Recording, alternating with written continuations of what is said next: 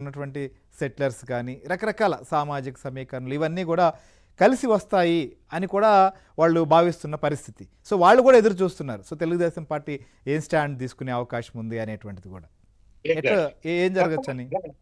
శ్రీహరి గారు, గత అసెంబ్లీ ఎన్నికల్లో ఎస్ మెయిన్ గా అంటే నాయకులని వాళ్ళని బీఆర్ఎస్ వాళ్ళు తీసుకున్నా, తెలుగుదేశం పార్టీ నాయకుల్ని బీఆర్ఎస్ వాళ్ళు తీసుకున్నా కానీ ఓటర్లు పోలేదు. ఓటర్లు గత అసెంబ్లీ అంటే అసెంబ్లీ ఎన్నికలలో రేవంత్ రెడ్డి వైపు మొగ్గు చూపారు. అవును, దాంతో చాలా మార్పు కనిపించింది, చాలా చోట్ల మార్పు వచ్చింది. అవును. ఇప్పుడు ఈ జూబ్లీ హిల్స్ విషయానికి, ఉప ఎన్నిక విషయానికి వస్తే మాగంటి గోపీనాథ్ అతని కథ వేరు, అతని విషయం వేరు. అవును, అతను అంటే మొదటి నుంచి అక్కడ ఆ కాన్స్టిట్యున్సీని డెవలప్ చేసుకొని అందులో లీడర్ గా ఎస్టాబ్లిష్ కావటానికి మాగంటి గోపీనాథ్ చాలా కష్టపడాల్సి వచ్చింది. రెడీమేడ్ ఓట్ బ్యాంక్ అనేది మాగంటి గోపీనాథ్కి అప్పట్లో వ్యక్తిగతంగా కొంత మేరకు లాభం చేకూర్చినా కానీ తెలుగుదేశం పార్టీలో ఉన్నాడు కాబట్టే మాగంటి గోపీనాథ్ షైన్ కాగలిగాడు. ఓకే. సో తర్వాత బీఆర్ఎస్ లో కూడా గెలిచాడు కదా ఆయన. నేను అదే చెప్తున్నాను. బీఆర్ఎస్ లోకి మారిన తర్వాత అంటే రాజకీయ వాతావరణంలో మొత్తం తెలుగుదేశం పార్టీ కేడర్ అంతా కూడా కాంగ్రెస్ వైపు అంటే రేవంత్ రెడ్డి వైపు పర్సనల్ గా మొగ్గు చూపినా కానీ జూబ్లీ హిల్స్ లో ఆ ఎఫెక్ట్ కనపడకుండా చేసుకోగలిగాడు. ఓకే. మాగంటి గోపీనాథ్. అవును. ఎందుకు? తను ఒరిజినల్ గా తెలుగుదేశం పార్టీకి సంబంధించిన వ్యక్తిగా ఉన్నాడు కాబట్టి ఆయన ఆ వర్కౌట్ చేసుకోగలిగాడు. ఈ రోజున ఆ పరిస్థితులు ఏవీ లేవు శ్రీహరి గారు. ఓకే.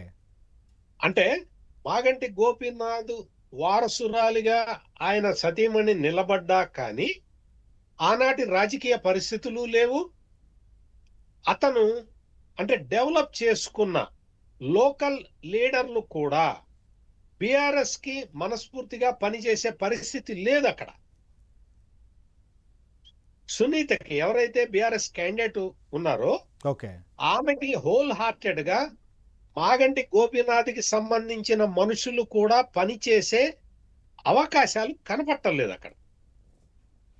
ఇది ఎందుకు అలా అలాంటి పరిస్థితి వచ్చిందంటారు? అంటే ఇప్పుడు కాంగ్రెస్ పార్టీ అధికారంలో ఉంది కాబట్టి అలాంటి పరిస్థితి ఏమన్నా తీసుకొచ్చారా, లేకపోతే బీఆర్ఎస్ పార్టీ ఏమన్నా వీక్ అయింది అనుకోవాలా, లేకపోతే ఇంకేమైనా పరిణామాలు జరిగాయి? ఎందుకంటే వాళ్ళు చాలా సీరియస్గా చాలా గట్టిగా నమ్ముతున్నారు. ఎందుకంటే ఇప్పటికీ కూడా బీఆర్ఎస్ పార్టీకి సంబంధించినటువంటి అభ్యర్థి వైపుకి కొంతమంది మొగ్గు చూపుతారు, ఫిక్స్డ్ ఓట్ బ్యాంక్ మాకు వస్తుంది అనేటువంటి ధీమాతో వారు మాట్లాడుతున్న పరిస్థితులు పరిణామాలు మనం చూసాం కొన్ని చోట్ల. సరే, ఏ ఎలక్షన్కి ఆ ఎలక్షన్ వేరుగానే మనం చూడాలి. మీరు చెప్పిన రెండు కారణాలు కూడా ఉన్నాయి అక్కడ.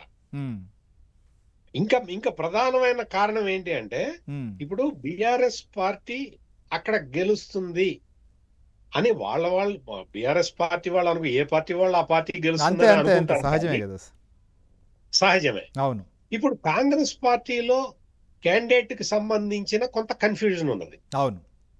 ఈ కన్ఫ్యూజన్ లో కొంతమంది అంటే లీడర్లు మనం చూస్తూనే ఉన్నాం కదా, బహిరంగంగానే పబ్లిక్ లోనే విమర్శించుకుంటూ ఉన్నారు. అవునవును. కొద్దిసేపటి క్రితమే ఆయన బొంతు రామ్మోహన్ రావు కూడా ప్రకటించేశారు సార్, మాజీ మేయర్, నేను అభ్యర్థిగా లేను అనేటువంటి విషయాన్ని ఆయన ఆల్మోస్ట్ ఆల్ చెప్పేస్తున్నారు. ఎందుకంటే నేను ఎవరిని కూడా టికెట్ అడగలేదు అనేది. అదే బొంతు రామ్మోహన్ కి రాదనే ఆయన ఒక నిర్ణయానికి వచ్చి ఉంటాడు. ఓకే. అంటే ఇక్కడ కాంగ్రెస్ పార్టీలో అట్లా తన్నుకోవటం అనేది అది మామూలు సహజ సిద్ధంగా వచ్చిన అక్కడ ఉండే లక్షణం అది. అవును. కాంపిటీషన్ కూడా కాంపిటీషన్.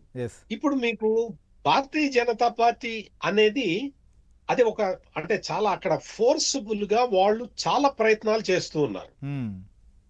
చాలా అంటే స్ట్రీట్ కార్నర్ మీటింగ్స్ పెట్టుకోవడం దగ్గర నుంచి చిన్న స్థాయిలో సమావేశాలు జరపటం, ఇటువంటి కార్యక్రమాలు బీజేపీ బాగా చేస్తూ ఉన్నది.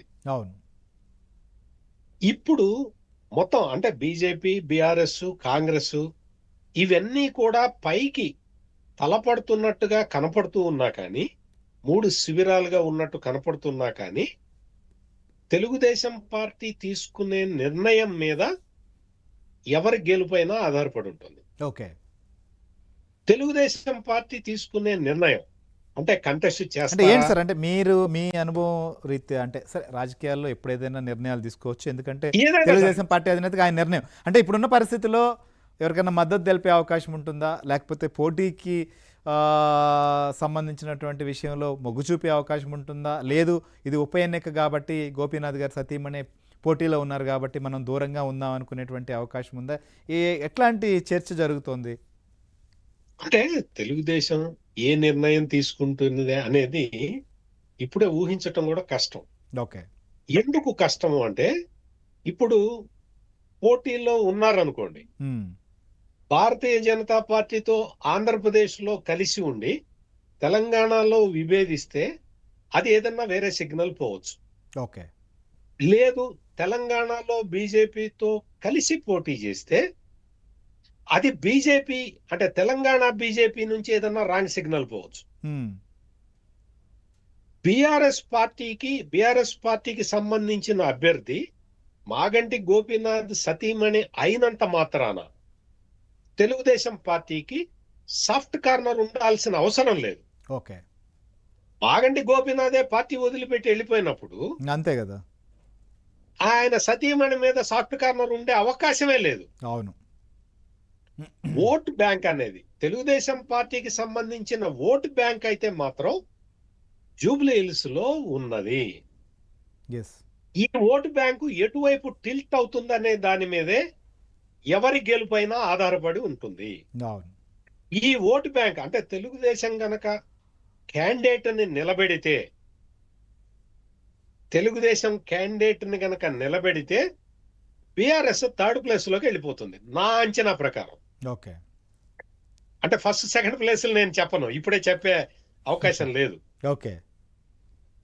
బీఆర్ఎస్ మాత్రం థర్డ్ ప్లేస్ లోకి వెళ్ళిపోతుంది. ఉమ్, అందుకని పోటీ పెట్టాలా వద్దా, పోటీ పెడితే ఎట్లా ఉంటుంది, పెట్టకపోతే ఎట్లా ఉంటుంది అనేది మనం మామూలుగా ఎన్ని రాజకీయ విశ్లేషణలు చేసినా ఓకే. అవతల రాజకీయ దురంధరుడైన చంద్రబాబు నాయుడికి మన అవును. విశ్లేషణలు ఏమి పనిచేయవు. అదే అదే, ఎందుకంటే ఇప్పుడు సరే వారి